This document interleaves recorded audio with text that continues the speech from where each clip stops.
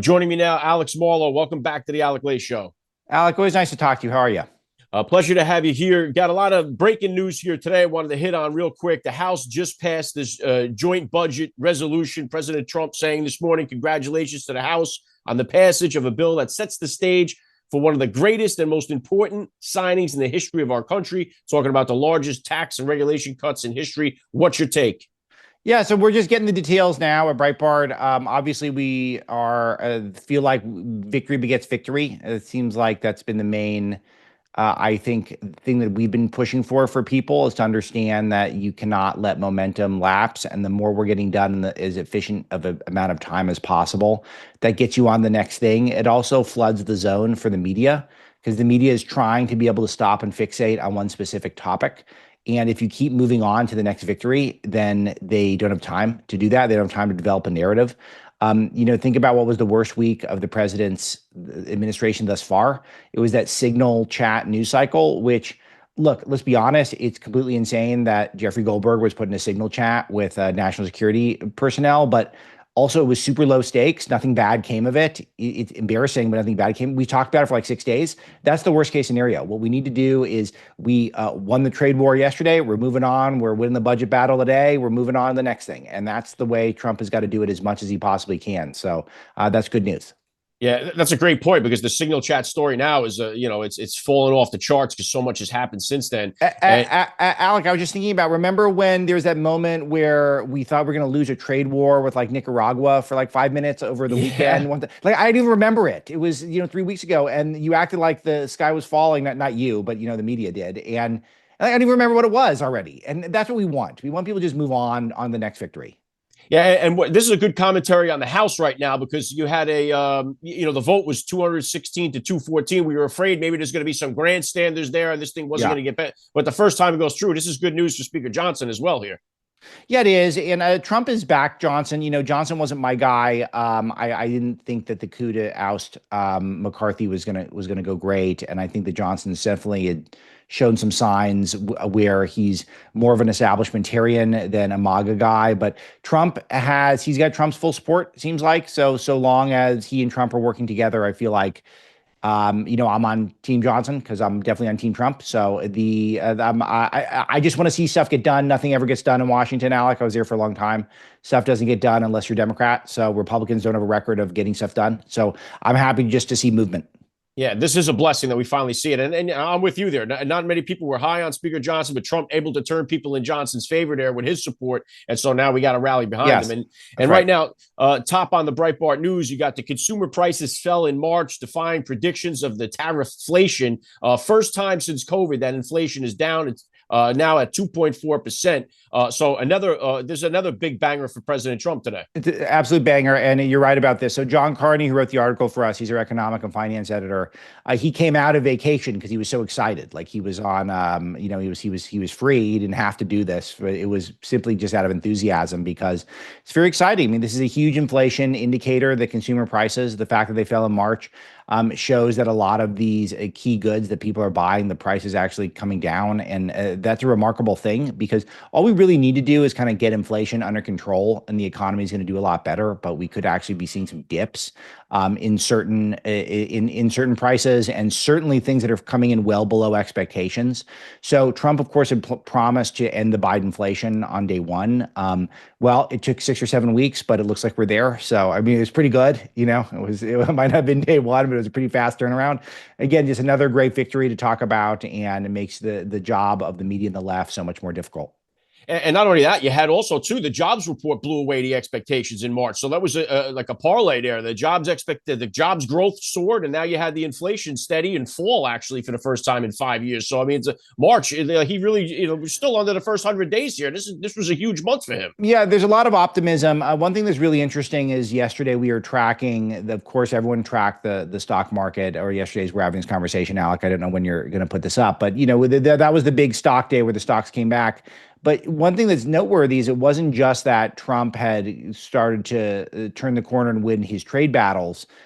It was actually that we had this big sale in the bond market where the Treasury had to sell all these bonds mostly to foreigners. And there was huge enthusiasm to buy those. And there was those exceeded expectations. So the stock market was already up a couple hundred points when we got the news that Trump was going to roll back some of the tariffs and jack up the tariffs on China, which we all loved and everyone thought was brilliant. And the stock market went through the ceiling.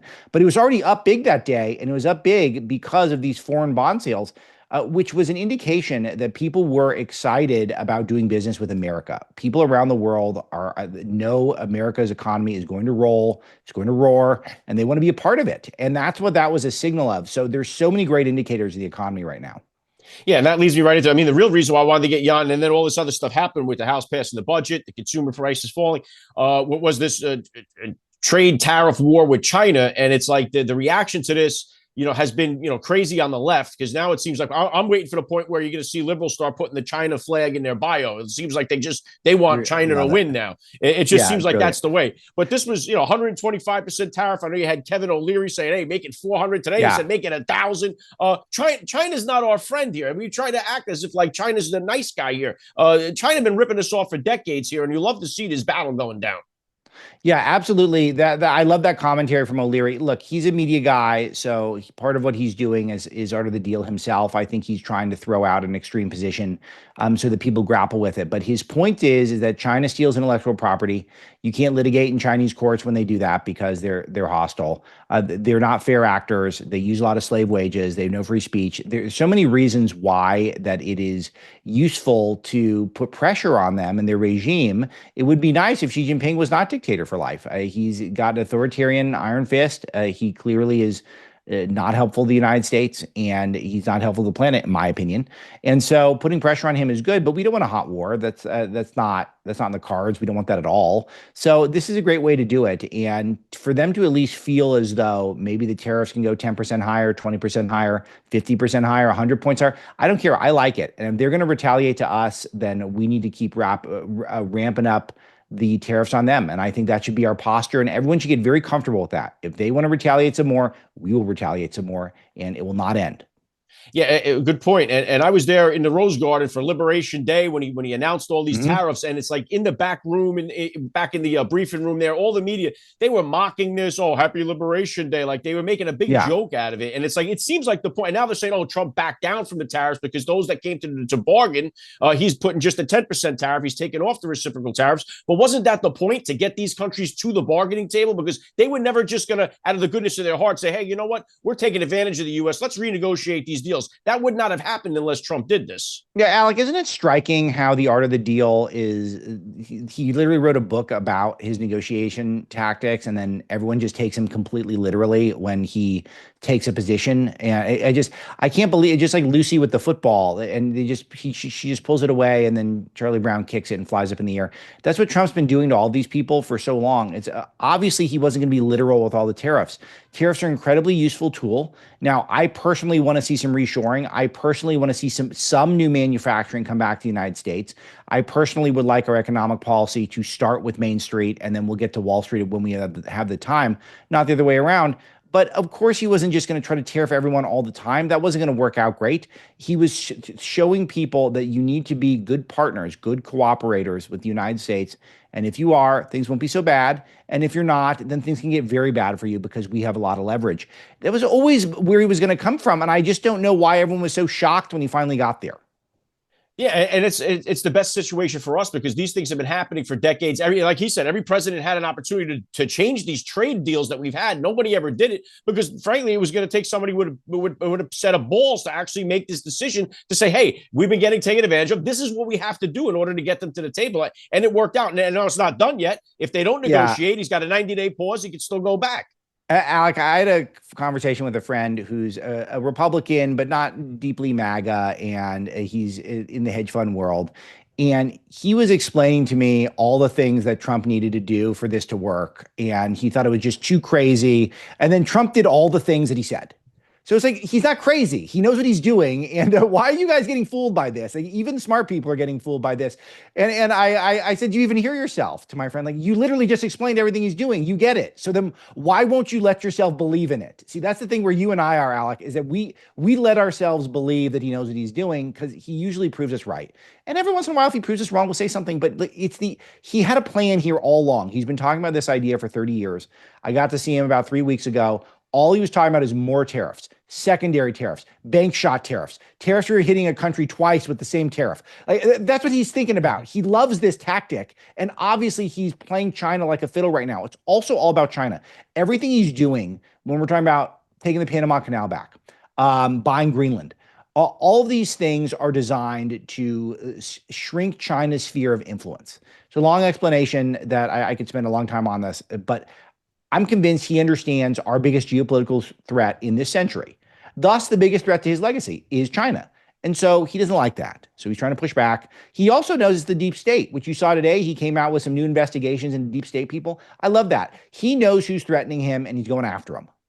Yeah, well, he removed the security clearance of them two rat guys because he knows that during that first administration, you had guys in there specifically that were there to undermine them. I mean, that's the reason why they were there. And now he's flushing them out. Now he's going to turn the tables and investigate. And that's what he needs to do. And I hope that there's not these people in this administration. There may be a few. I know some have been pointed out already, but it's like, that's the biggest problem is you have so many people that are in there that pretend to be on his side. And they're really only in there to undermine him and waiting for their moment to cut him right on from the knees. Yeah, that's right. And that's not acceptable. None of those people should be anywhere near our government on any side, because this is one thing that was interesting with the reactions yesterday when Trump wins the trade war and the stock market soaring, that a lot of people on the left were acting like maybe Trump did something illegal when he had truth bombed earlier in the day, that you need to, now's a good time to buy. So is if that is they have any power over him in that regard. Of course, he can do that sort of thing. And it's not insider trading, Alec. That's outsider trading. He's literally telling everyone now's the time to do it. And so their problem is with Trump. It's not with China, who is the only country on earth who was not making life easier for us. They don't understand that every country, I think Canada also had some retaliatory tariffs, but just China and Canada, every other country was either neutral or positive. And yet they somehow point the finger in Trump and act like he's the bad guy. And that just shows you that a lot of people in this country, I'm sad to say, are rooting against this country. It's not that people listen to your show or my show, but it is a real phenomenon here.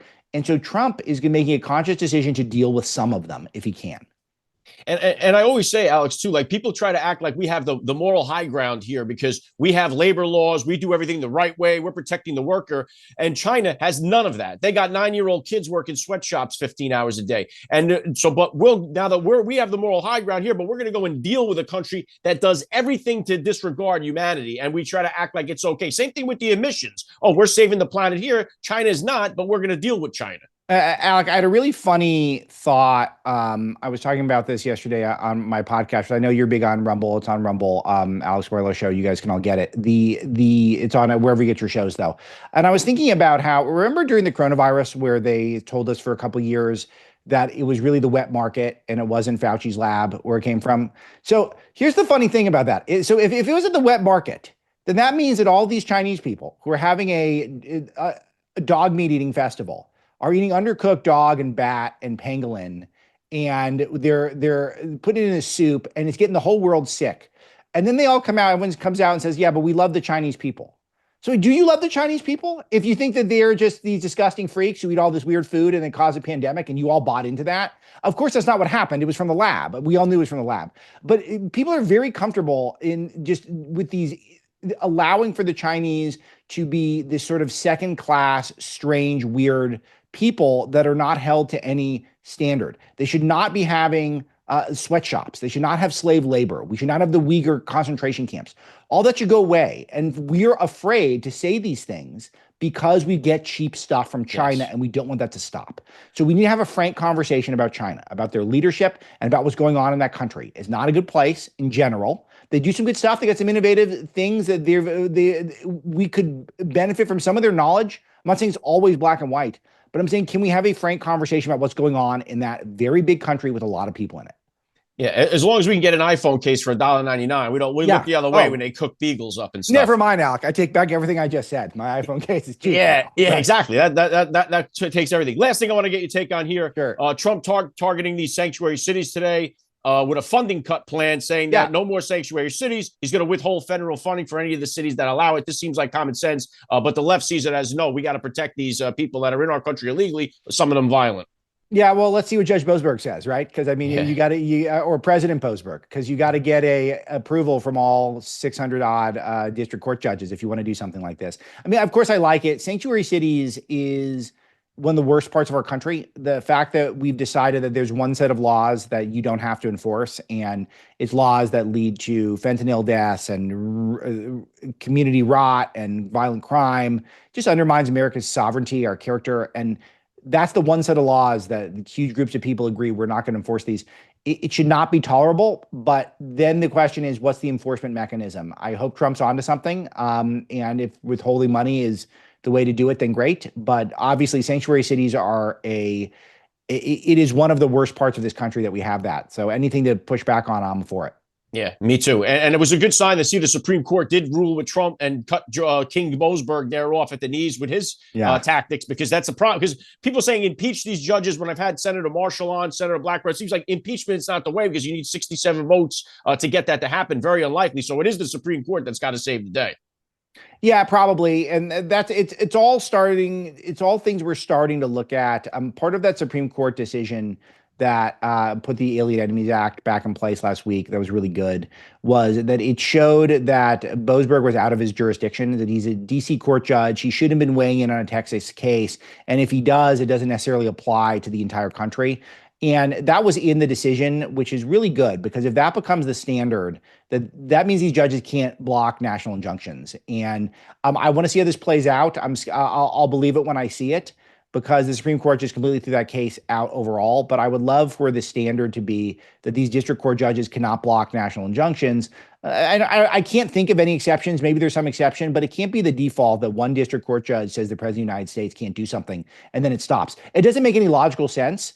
And it was never the norm until 5 minutes ago. So we just got to get away from that as fast as possible. Yeah, and you wonder where all these judges were when they were allowing the country to get invaded by millions of illegals. Nobody stood up and stopped Biden from doing it. All right, I know you're busy. Breitbart, best in the business. You got the Alex Marlow show. What do you got coming up? I got the link down in the description below. No, that's it. We're just doing daily news show. Breitbart.com is red hot right now, so all of you are checking us out. I feel like we're the paper record for the Trump administration, and a lot of this, I've got a lot of people to thank. I'll thank the New York Times. I'll thank the Washington Post. I'll thank the CNN. All the fake news for not even really trying and leaving the whole space open for us. So we're having a great time, and I hope everyone checks out my show. And Alec, I always enjoy talking to you. Yeah, you're the best. I appreciate your time. Thanks for joining me today on the Alec Show. Easy to do. See you next time. Thanks, Alec. You got it.